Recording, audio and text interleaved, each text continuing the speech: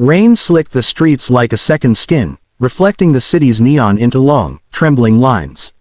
Mark Alvarez tightened his grip on the steering wheel as the wipers fought a losing battle. It had been a long day. Double shift, daycare pickup, microwaved leftovers waiting at home. But he kept driving because overtime was overtime, and overtime meant shoes that fit in a fridge that wasn't empty. He was almost past the office district when he saw her. She stumbled out of the glass doors of the high-rise, heels in one hand, phone in the other, laughter trailing behind her like smoke. Then the laughter vanished. She swayed, misjudged the curb, and nearly pitched forward into the street.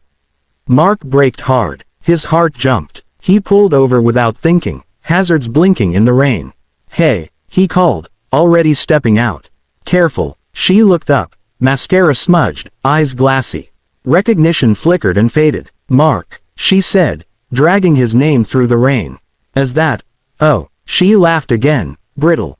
"What are you doing here?" "Same thing as always," he said gently.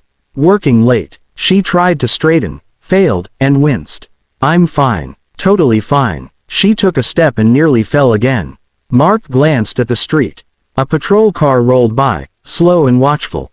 He knew how this could end. He also knew who she was. Evelyn Carter, CEO, his boss. "Let me give you a ride," he said. "It's pouring, and you're not in any shape to drive." She bristled, chin lifting.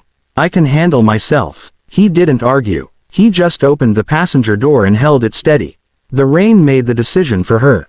She sighed, slumped into the seat, and stared at the dashboard as if it might judge her.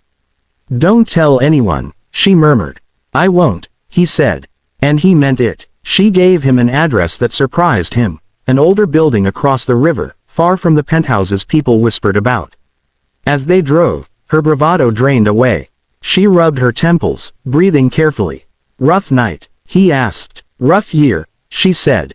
Then, softer, "rough everything." Mark kept his eyes on the road. He knew the rules. You didn't cry with people like her.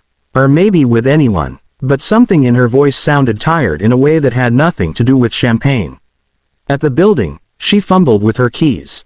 Mark walked her to the door, held an umbrella over both of them, the rain tapping a steady rhythm. She stopped, swayed again, and steadied herself against the brick. "Thank you," she said, suddenly clear. "You didn't have to." He shrugged. "Someone should." She studied him as if seeing him for the first time. "You have a kid, right?"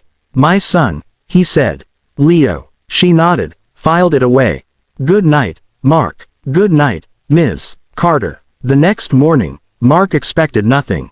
That was the point. He dropped Leo at daycare, grabbed a coffee, and went to his desk.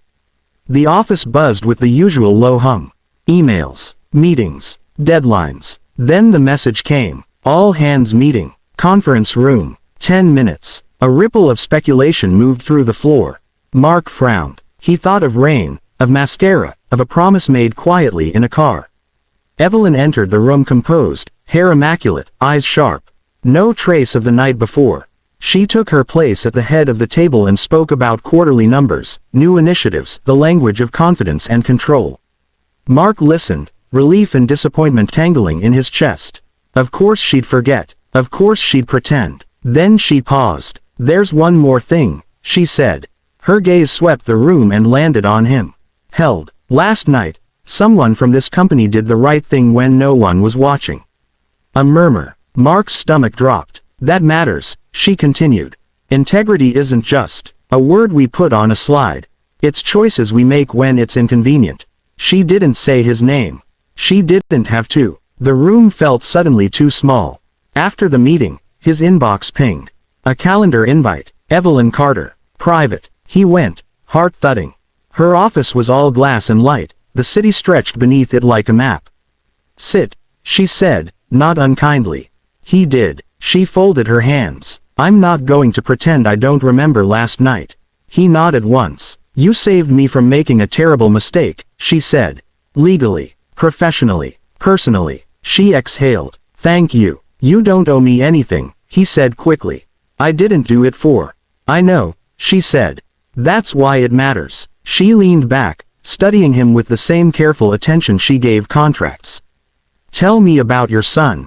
Mark blinked. He's 5, loves dinosaurs, hates naps, thinks the moon follows our car. A smile touched her mouth. Mine thought that too, she said, surprising him again. When he was little, they talked for 10 minutes. Not about work, about daycare waitlists and pediatricians and the quiet panic of being responsible for a small human. When he stood to leave, she stopped him. Mark, she said, I won't forget. She kept her word. It started small. His schedule shifted, flexible in ways it had never been. A project he'd suggested months ago was suddenly greenlit, and he was asked to lead it. When he hesitated, she raised an eyebrow. You're qualified, she said. Don't talk yourself out of it. The whispers came. People noticed. Mark did his job and kept his head down. He didn't trade on favors. He worked harder than ever, because that was the only way he knew how to repay anything. One afternoon, daycare called. Leo had a fever. Mark stared at the phone, mind racing through hours he couldn't miss. He knocked on Evelyn's door, prepared to beg. Go, she said before he finished. Family first. He left stunned. Weeks turned into months. The project succeeded. Numbers climbed. At the holiday party, Evelyn raised a glass and spoke about gratitude and second chances.